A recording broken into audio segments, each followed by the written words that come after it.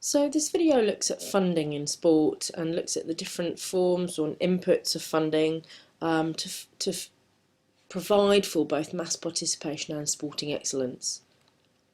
The specification says particularly you need to understand and be able to describe public funding, private funding and voluntary funding, and including within that the public funding in particular, not national lottery.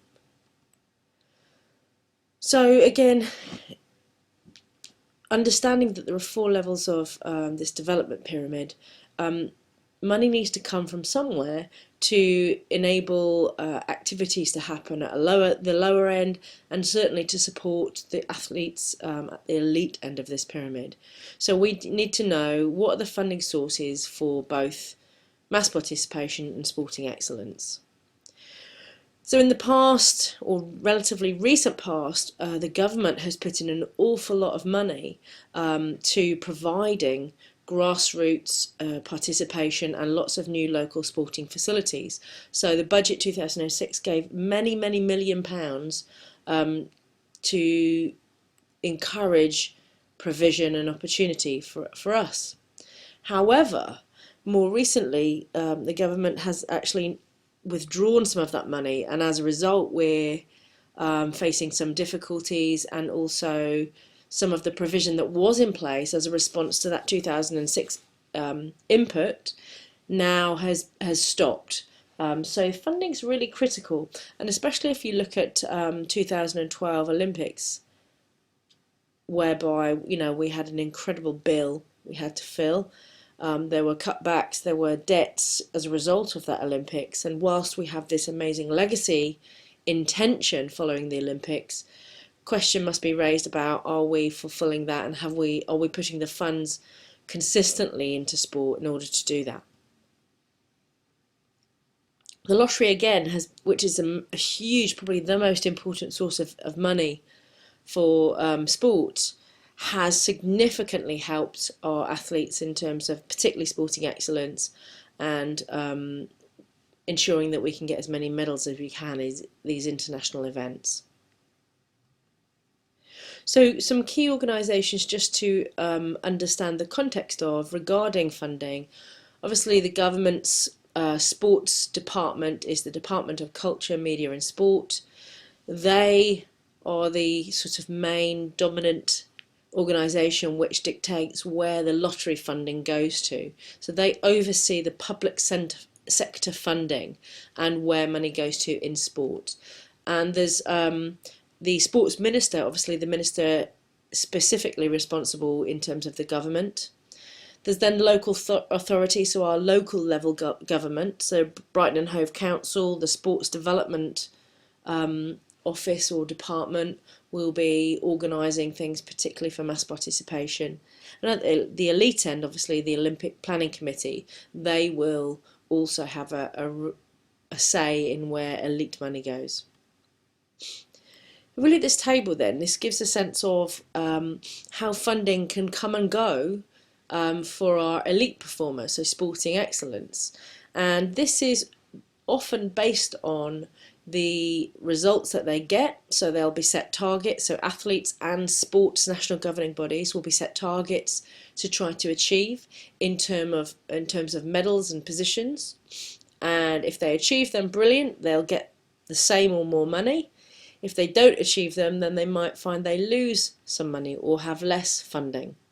Volleyball, you can see here, has significantly lost out on its funding between 2012 and what it's being offered for 2016, whereas rowing and boxing have clearly gained from one year or one Olympic bout to the next, because they're doing pretty well and we're getting results from them. They're achieving the targets that were set in their whole sport plan.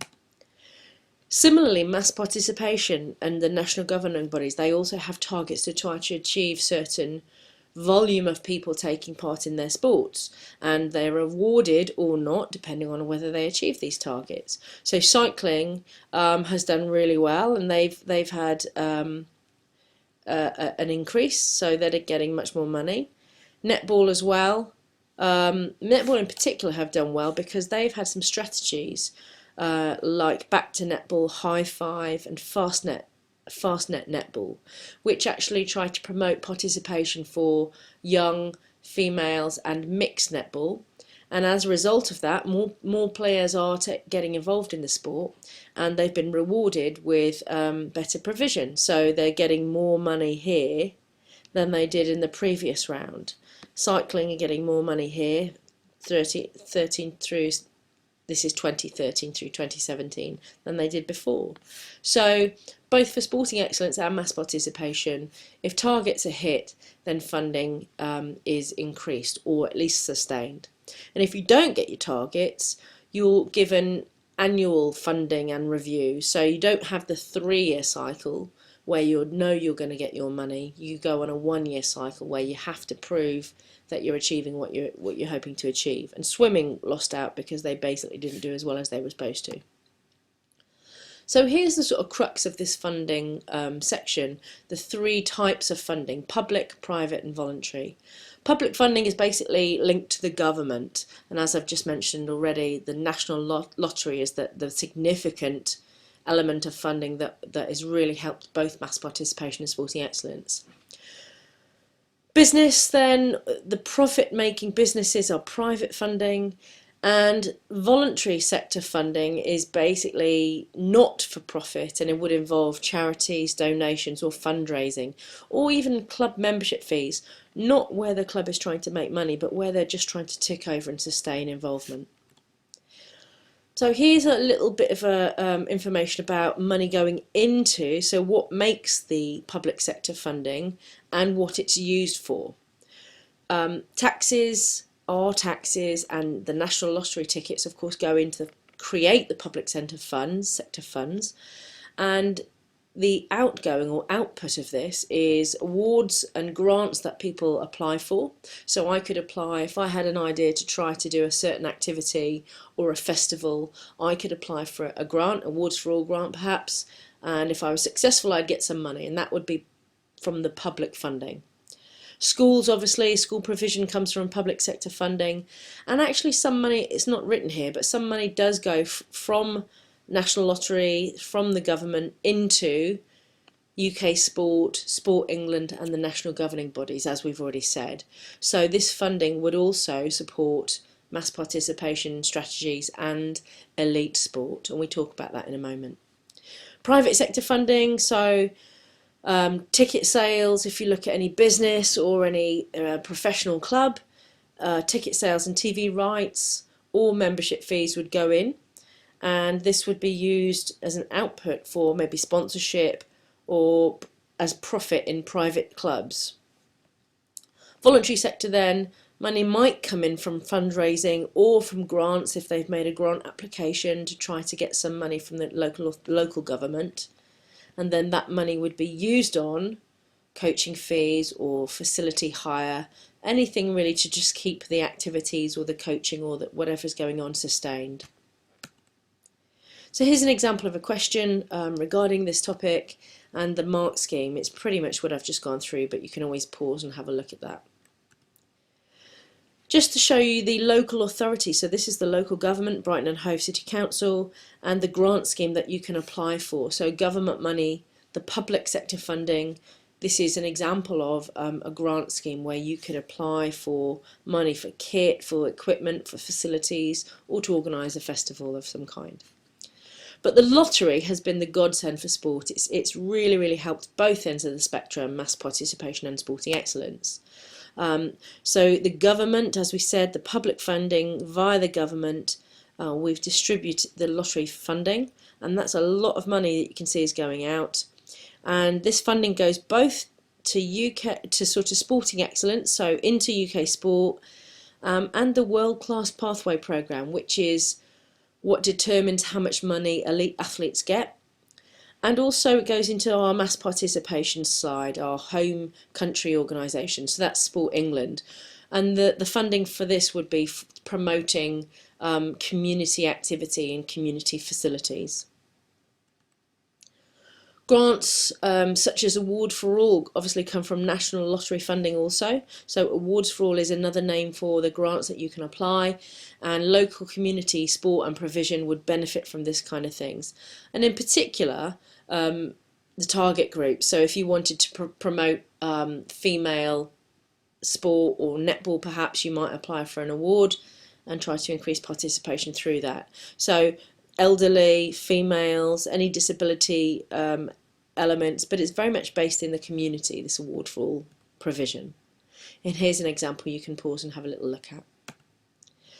So National Lottery, like we said, provides for world-class performance programme, which is our elite top-end funding, athlete personal awards, so APAs, where the money can go towards their living cost and paying for their training. It funds our big organisations, both Sporting Excellence here. It might provide high quality specialist facilities and equipment, and it would try to be used to attract world-class events. Here's an example of a question there. Again, by all means, pause and have a look at that.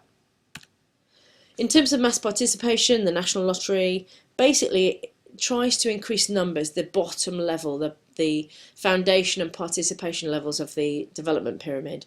Might try to improve facilities or equipment for community use, increase the number of teams to increase participation, or to provide for the running of festivals or tournaments or events. Again, here's an example of a question. Pause and have a look at the mark scheme for this. However, issues with funding might include the variety or the inconsistency in funding to different sports. Some sports which are more popular might get more money than others. We're obviously trying to keep this Olympic legacy going, and that might be in question now, so money should be going towards that. We need to make sure that we address issues with participation and sporting excellence for our target groups. So women, disabled, ethnic minorities, young people, older people. We obviously want to make sure that we sustain or improve our medalist opportunities. And again, you know, we're in a situation, a national climate where money's hard to come by. So funding for sports activities or leisure activities might be in question when people don't have a great deal of money in any case. There are advantages and disadvantages to funding. The positive things are the lotteries help both of these things, sport and excellence, mass participation. Some sports clubs and sports are very wealthy as a result. And you can make lots of money. You know, there's money to be made, this golden triangle relationship between sport, media and sponsorship. There's lots of money to be made, and we might have more British superstars getting medals for us. But the funding isn't necessarily evenly spread, so certain sports and clubs might have more or less. There are cutbacks, and there have been cutbacks, so some of the provision has been reduced. And actually, sometimes this commercialism and focus on money can get in the way and really takes away from perhaps the sport, what sport should be. And some sports, you know, perhaps those that aren't Olympic events, don't necessarily get funding in the same way. National governing bodies also have an important role, and here's a sort of a sample answer. So I'll go back to the question. Explain why some national governing bodies receive less funding than others from the Department of Culture, Media and Sport. Well, actually, the DCMS does try to provide for mass participation and sporting excellence, but not all sports get the same amount of money. The FA in particular is an example of a national governing body that doesn't get money, a great deal of support from DCMS, because it automatically has its own income. It has a lot of sponsors and a lot of merchandise income. It doesn't need the money that significantly, whereas squash needs relatively more to fund it and relies on this kind of funding to provide for people interested in that sport. And again, another factor is perhaps sports and people who are more likely to get us medal success are perhaps more likely to get more money. So you need to really appreciate, in terms of funding, the different ways in which money is available, so the private, public and voluntary funding, where they get their money from and what they put their money into. Also, particularly understand the role of the National Lottery and how it has helped both mass participation and sporting excellence. And just be mindful of the potential inequalities and the variations in funding for different sports and the reasons why that